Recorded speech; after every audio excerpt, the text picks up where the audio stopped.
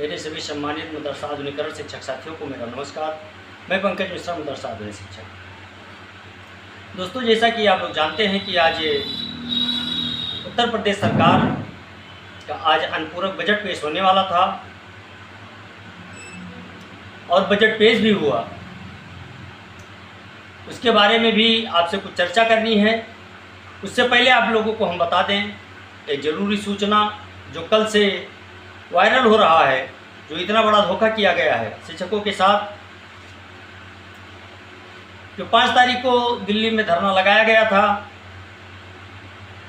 उसको महानुभावों के द्वारा स्थगित कर दिया गया है।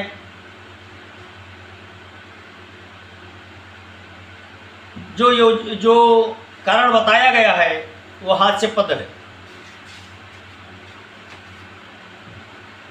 लेकिन चलिए कोई बात नहीं। योजना उन लोगों की थी, उन लोगों ने उसको स्थगित किया।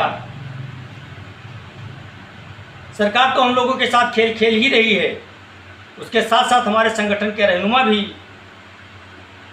हाथ खेलने में पीछे नहीं है। हाजी जमीउल्लाह साहब ने इतना मेहनत करके सभी संगठन को एक स्थान पर, एक जगह पर इकट्ठा किया।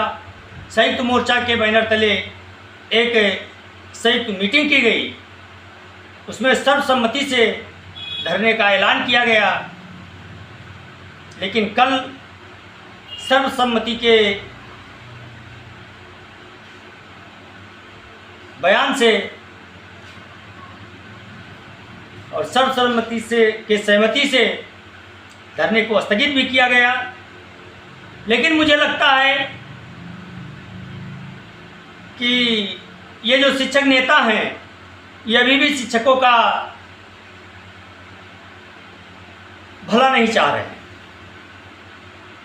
अगर ये शिक्षकों की भलाई चाहते तो ऐलान करने के बाद स्थगित नहीं करते।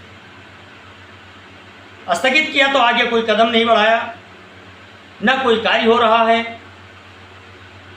और इसमें इस धरने को स्थगित करने में और कराने में मैं सबसे बड़ा हाथ राष्ट्रीय अध्यक्ष एजाज अहमद साहब का समझता हूँ, क्योंकि वो इंटरेस्टेड पहले दिन से ही नहीं दिखाई दे रहे थे इस धरने के लिए, क्योंकि उनको राजनीति करना है। दोस्तों, वो मदरसा आधुनिकरण शिक्षकों के बल पर आज उन्होंने हर ऐसो आराम पा लिया है, तो वो नहीं चाहते हैं कि मदरसा आधुनिकरण शिक्षकों की समस्या का समाधान जल्दी हो सके।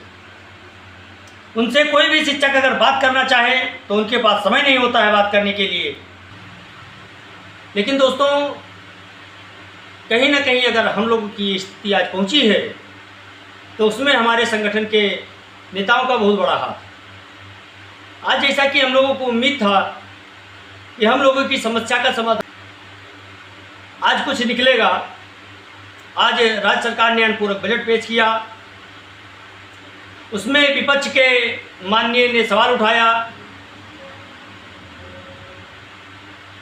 कि मदरसा आधुनिकरण शिक्षकों का स्कीम बंद कर दिया गया, उनका बकाया नहीं दिया गया। उस पर ओम प्रकाश राजभर जी ने जवाब दिया और उन्होंने कहा कि योजना बंद होने के बाद तक मैंने जो मेरा अंश बनता था उस रेशियो से मैंने उनको देना प्रारंभ किया था। और जब ये योजना केंद्र सरकार की थी तो केंद्र सरकार ने बंद कर दिया, तो ऐसी कोई योजना हमारे पास नहीं है जिसमें हम समायोजित कर सकें। और उन्होंने एक बात और कही विपक्ष के नेताओं से कि 4 बार आपकी सरकार थी, अगर इतनी ही चिंता आपको इनकी थी तो आपने कोई यूनिवर्सिटी बना करके या किसी विभाग में इनको समायोजित क्यों नहीं किया। ये उनका सवाल भी सही था, लेकिन सवालों से हम लोगों का पेट नहीं भरने वाला है। हम लोगों का पेट भरेगा हमारा बकाया मिलने से, रोजगार मिलने से। अब समस्या कहाँ आती है? समस्या आती है कि अपने आप को कोई छोटा नहीं समझना चाहता।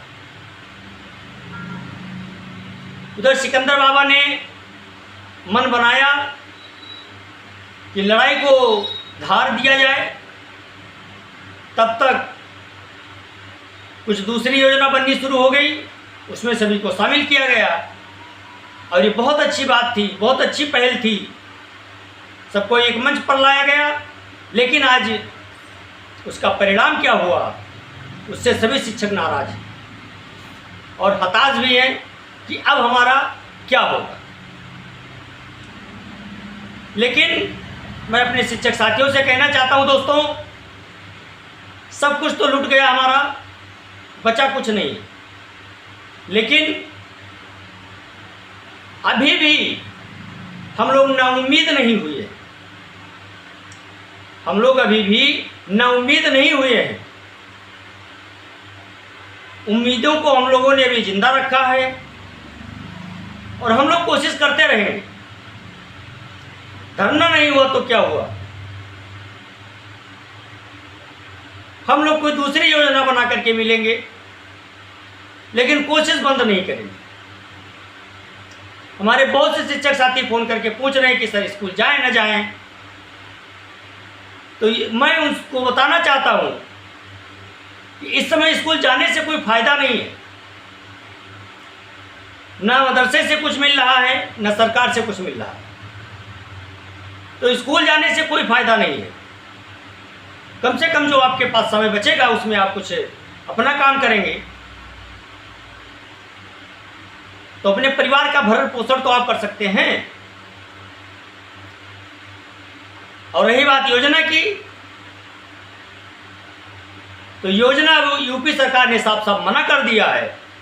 अभी भी अगर किसी को यूपी सरकार से उम्मीद दिख रही हो तो मुझे बताएं कि किस तरह से दिख रही है, क्योंकि मंत्री महोदय जी ने इतना बढ़िया आश्वासन देने के बाद हम लोगों के पेट में छुरा भोंका और हम लोगों को लहलुहान करके छोड़ दिया, कहीं का नहीं रखा। और मुख्यमंत्री महोदय जी ने खुद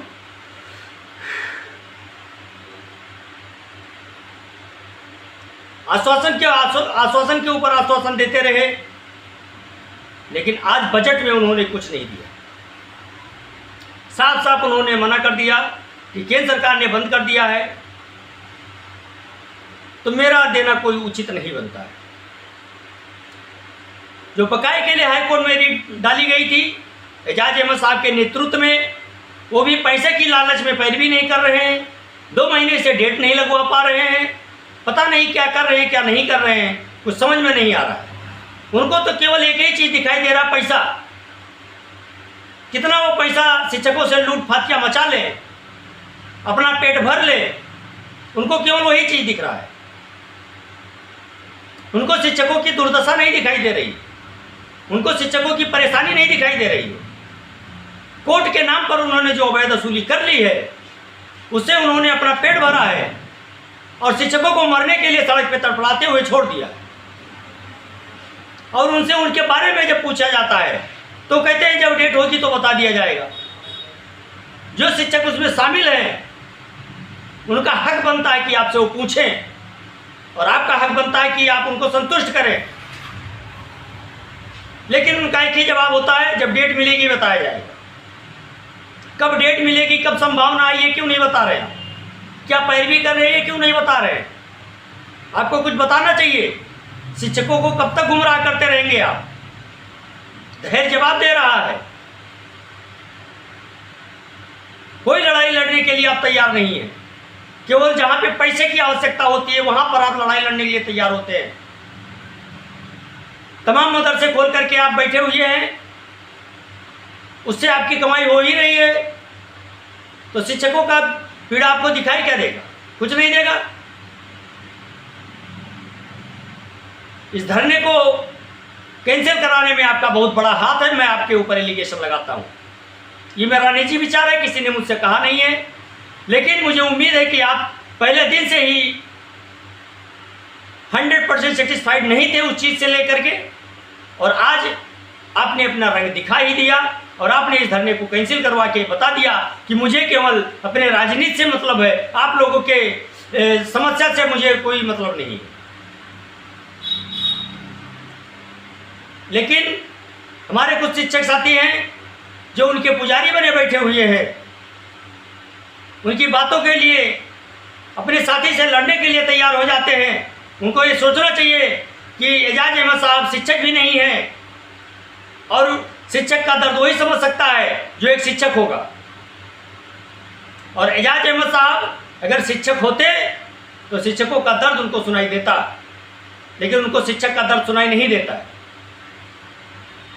जिस तरह से सरकार हम लोगों के साथ दुर्व्यवहार कर रही है, उस तरह से एजाज अहमद साहब का भी रवैया है।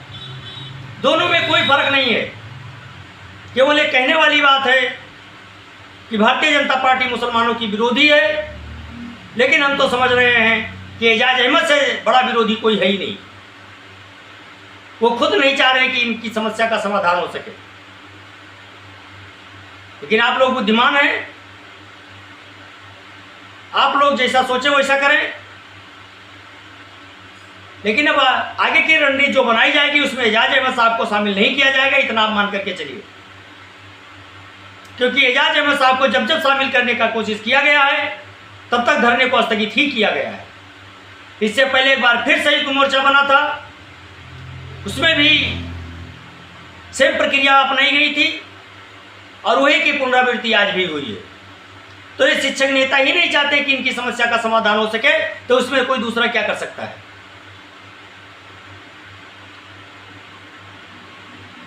और आज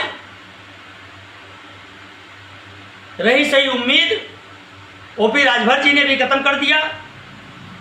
अब ओपी राजभर जी से कुछ होने वाला नहीं है। अब अगर कुछ हो सकता है तो केंद्र सरकार के साथ ही कुछ हो सकता है। अगर केंद्र सरकार कुछ कर सकती है तो कर सकती है, बाकी राज्य सरकार से अब कोई उम्मीद नहीं रह गई है दोस्तों। अब अगर पैरवी करनी है तो केंद्र सरकार से किया जाएगा, अब राज्य सरकार से कोई मतलब नहीं रह गया। राज्य सरकार अब बिल्कुल मानने के लिए तैयार नहीं है और ना वो करना चाह रही है।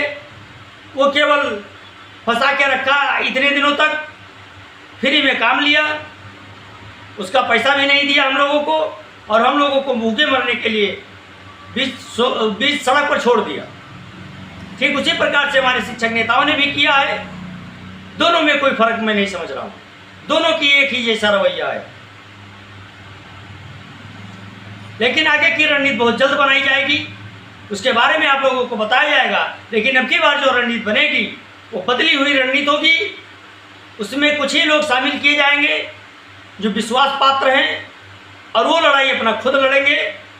और अब बहुत हो चुका, अब कुछ होने वाला इन लोगों से नहीं है।